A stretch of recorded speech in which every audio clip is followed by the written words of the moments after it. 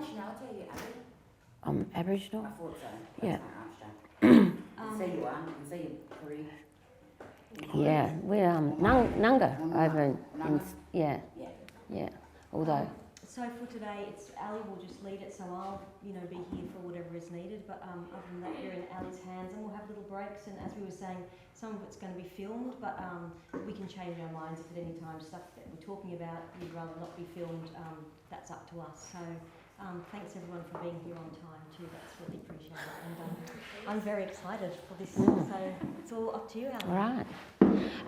You'll have to excuse my voice. I've got a bit of a nasty cold. I actually went from South Australia, from my home, to Central Australia. We just farewelled one of my uncles, who was like my Nelson Mandela. So even in talking with my poetry today, if I get a little bit emotional, I'm just going to keep talking through that, and that's because my nanas have taught me that letting those tears out when they come is quite a healing thing, because when I was young and adopted and not fitting in anywhere, I couldn't cry, and it was only when I met my traditional family that they taught me how to cry, and so that's just what I do, and it's a good thing for me. So some people react differently. So this is sort of like the countryside that I come from, where I've just spent the last 10 days just out. We went out to Titchikala, and then the hills around Alice Springs. So that's Aranda country, Alice Springs, and my father I've just in a more shorter time, and I snuck in to meet him because he doesn't want to acknowledge me, but I got snuck in for 1 hour, and he was stolen from east of Alice Springs at the age of 8 and grew up in Adelaide, and he has a bit limited connection with his country, but and knows his family, but he never really went back to country, and he was a good footballer. And as soon as I met him, I knew where I got my sense of humour from. So I'm just really happy for that hour, that cup of tea, that I know in my heart that the rumours are right, because I got to see his face and look into his eyes and listen to my instinct that confirmed that he's my father. And my mother, she was also half-caste stolen generation. She was born at Aldia, just down the road from Maralinga, where they dropped the atomic bombs. So on my father's side, I'm Aranda, and on my mother's side, we're Yankandara Gulgatha from the desert countries. And and Mum, again, through assimilation, never sort of really made it home around the campfire. She ended up fighting pretty hard in Canberra. She was in Port Augusta for a long time, and then went to Canberra, and is quite a known figure there. And just with all the politics and all the assimilation hardship, she's now dying from dementia, I think. When you live in two worlds and you're not allowed to stay in one place, and you don't make it home for the healing, that Mum and all her sisters now are dying from dementia from what they went through. And so I never met my family until I was in my 30s, after quite a long stint in rehab. I grew up, my godfather, I grew up with a German family, and Uncle Ray was my godfather, and he always says, "You were such a lovely little girl," and we never knew what happened. But pretty much high school, hitting the racism wall at high school, because and I've got another brother who come from Cornaba Mission outside Ceduna. He's a lot darker than I. So there was German, Aboriginal, little Aussie. I think James is Aussie, and Karen's Aussie. So there was 5 of us kids, and so we grew up in this white family. We got on the school bus. We got off the school bus. We were black. We had to fight all the the crap at high school, and then we got back on the bus and went back to this little nice white family. We had a nice farm. We weren't rich. We worked hard, but we never knew how to tell our parents what was actually going on at school.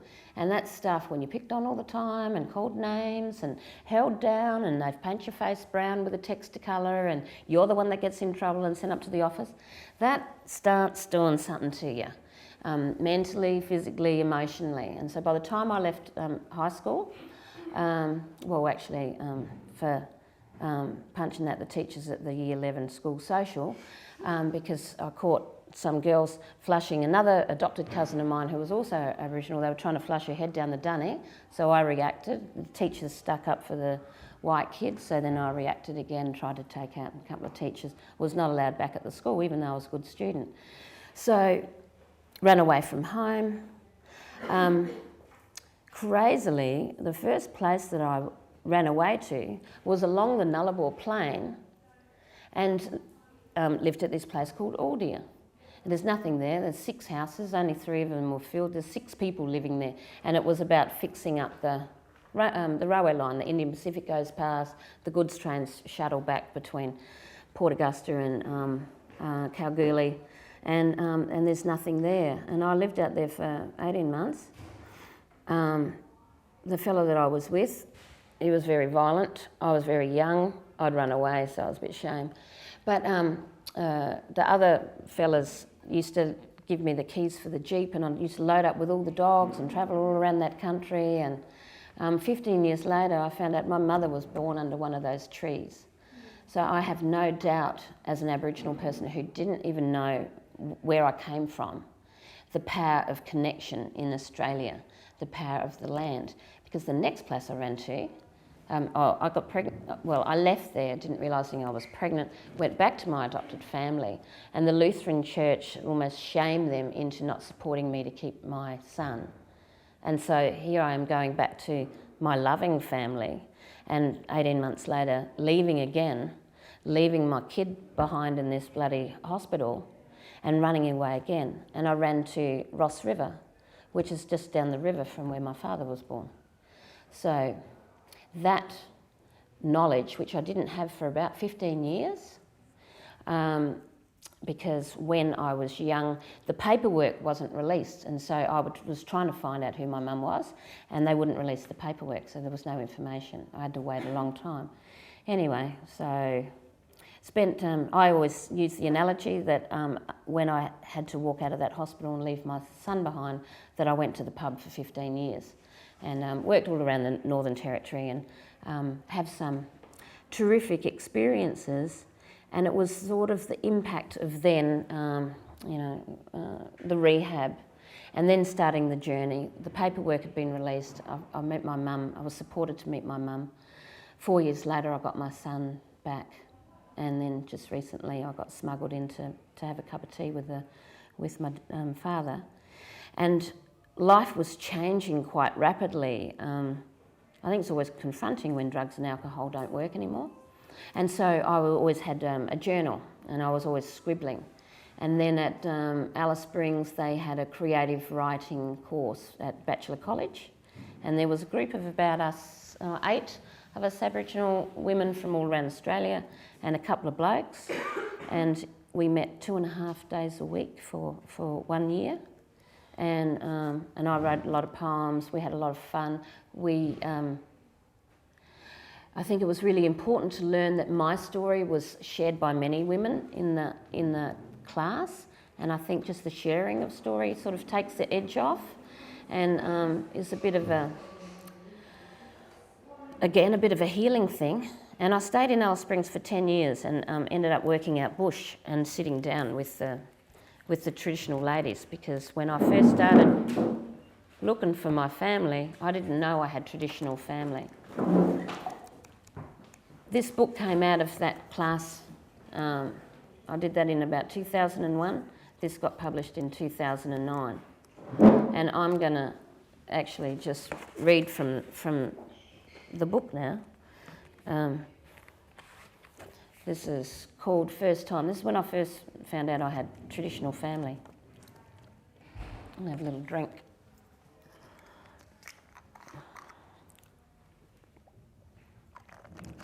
First time. Sit down in the dirt and brush away the flies. Sit down in the dirt and avoid the many eyes. I never done no wrong to you, so why you look at me? But if you got to check me out, well, go ahead, feel free. I feel that magic thing you do. You crawl beneath my skin to read the story of my soul, to find out where I've been. And now yous mob, you make me wait. So I just sit and sit. English words seem useless. I know language just a bit. I sit quiet way, not lonely, 'cause this country sings loud songs. I never been out here before, but I feel like I belong. It's 3 days now, the mob comes back, big smiles are on their face. This your grandmother's country here, this is your homeland place. We got a shock when we seen you, you got your nana's face. We was real sad when she went missing in that cold Port Pirie place. I understand my feelings now, tears push behind my eyes. I'll sit on this soil anytime and brush away them flies. I'll dance with mob on this red land, Munda Wirral place. I'll dance away them half-caste lies, 'cause I got my nana's face.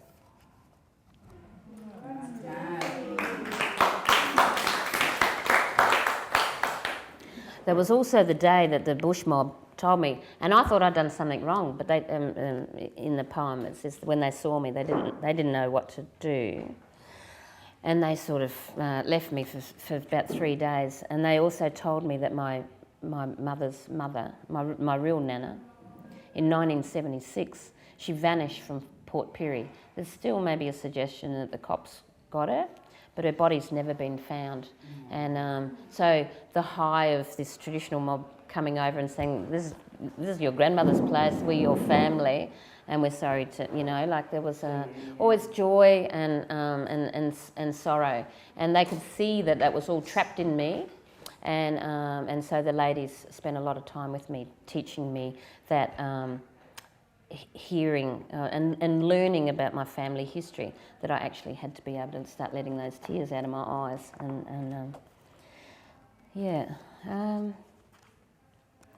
They also told me about this story. This was another one of my grandmother's stories when she was young. And also sort of a common story with the traditional women maybe 1 or 2 generations ago. Urgent darkness hunts us south while my stomach churns with childbirth. He waits. Fetal juices of blood and life baptise this child from my womb. He waits. I wash my child with sand of red, avoid newborn eyes of trust. He waits. A feeble cry escapes the grave. I watch it enter heaven. He waits. Red man, black man, husband and father, gently holds our toddler daughter. He has watched mine, now I watch his back. Survival dictates our nomadic trek. We walk silent, strong in single file fashion, stumble our way to the mission. He waits. I bite and kick and scratch and scream, don't take this child from me. He waits. We sit broken together. Darkness waits.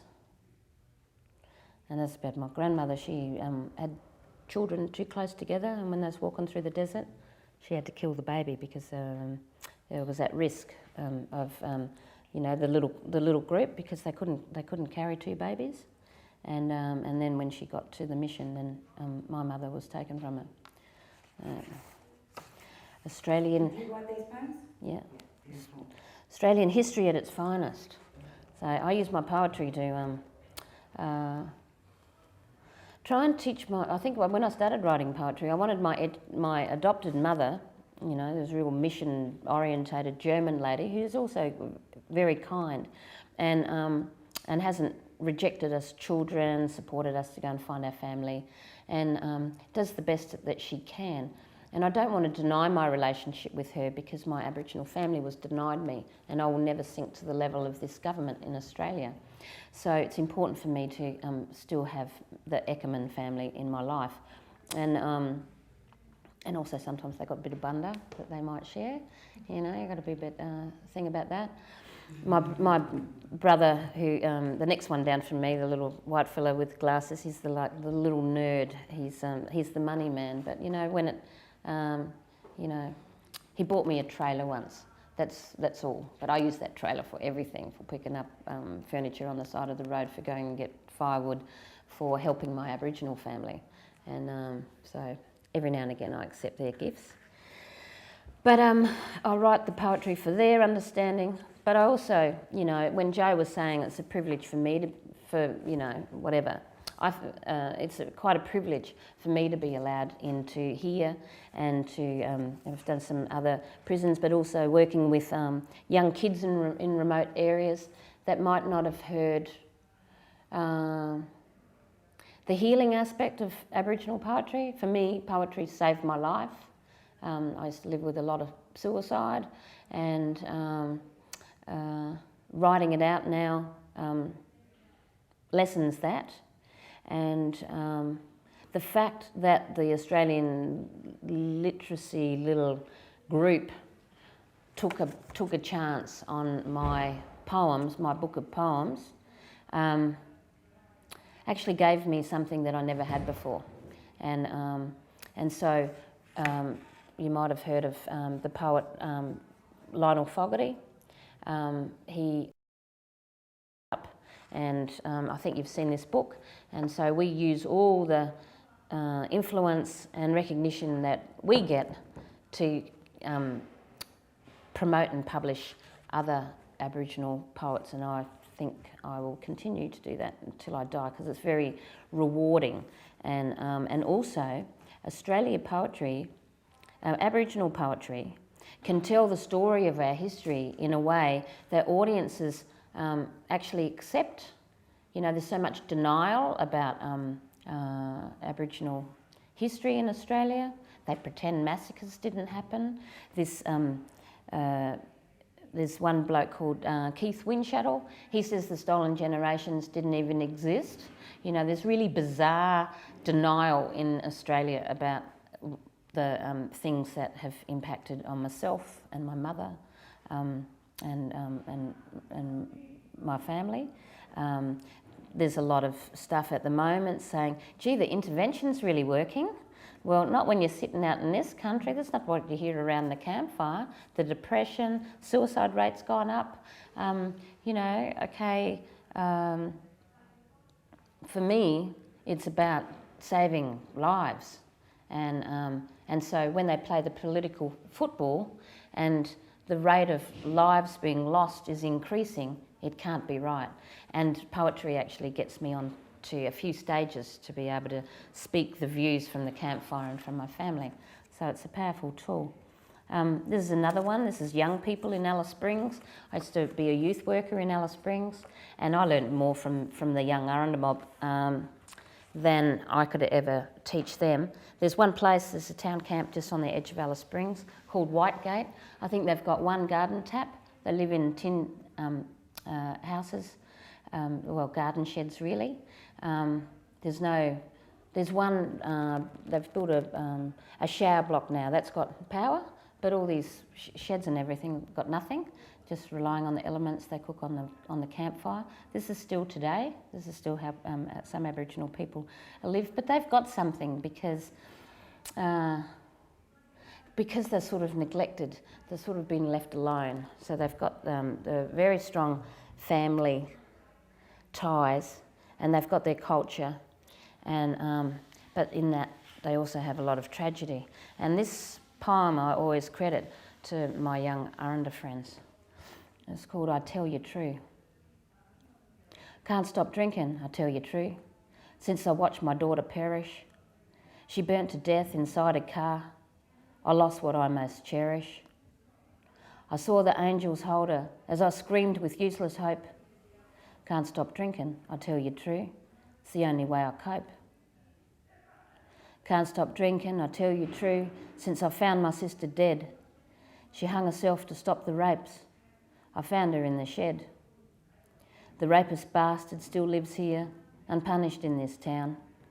Can't stop drinking, I tell you true, since I cut her down. Can't stop drinking, I tell you true, since my mother passed away. They found her battered down the creek. I miss her more each day. My family blame me for her death. Their words have made me wild. Can't stop drinking, I tell you true, because I was just a child. So if you see someone like me, who's drunk and loud and cursing, don't judge too hard. You never know what sorrows we are nursing. That's beautiful, that one. Yeah. Sad. But true, eh? Yeah. And I still, I still have to, well, we all do, have to live in two worlds.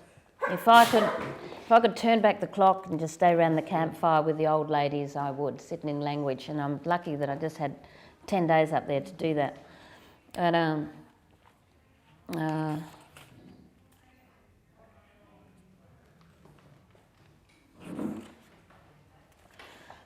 this is another one. I think it's an important poem.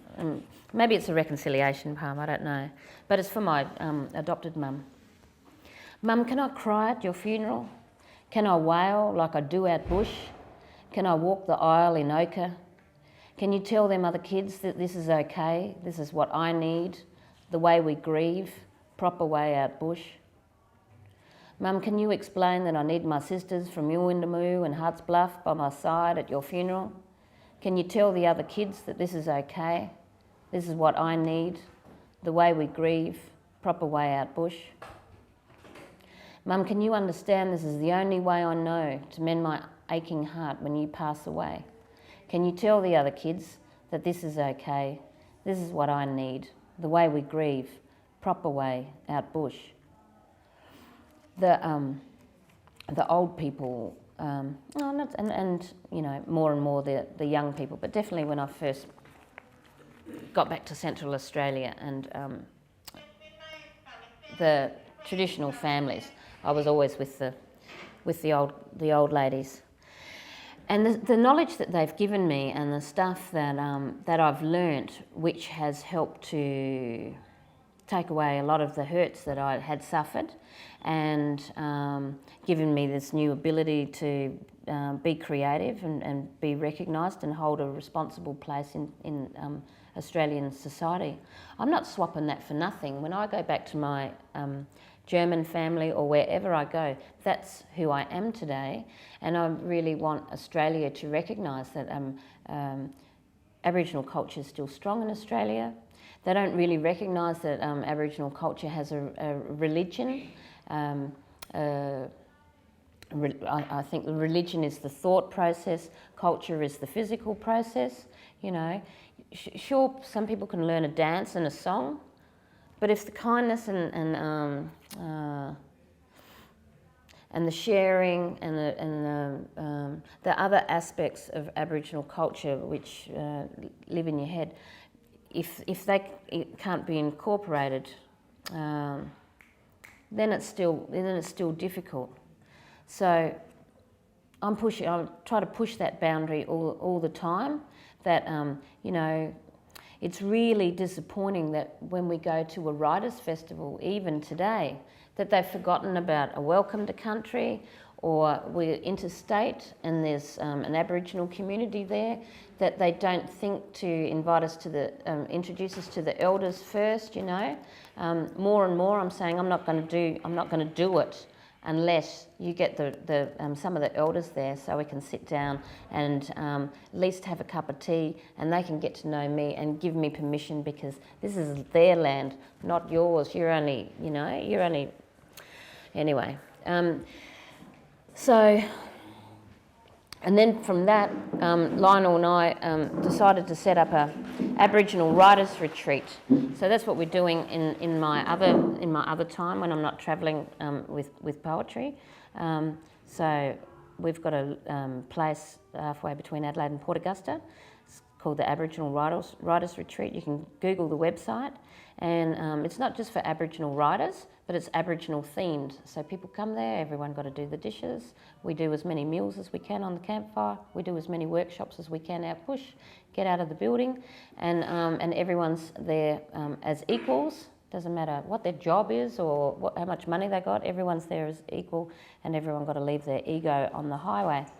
So that's probably my life story in a wrap.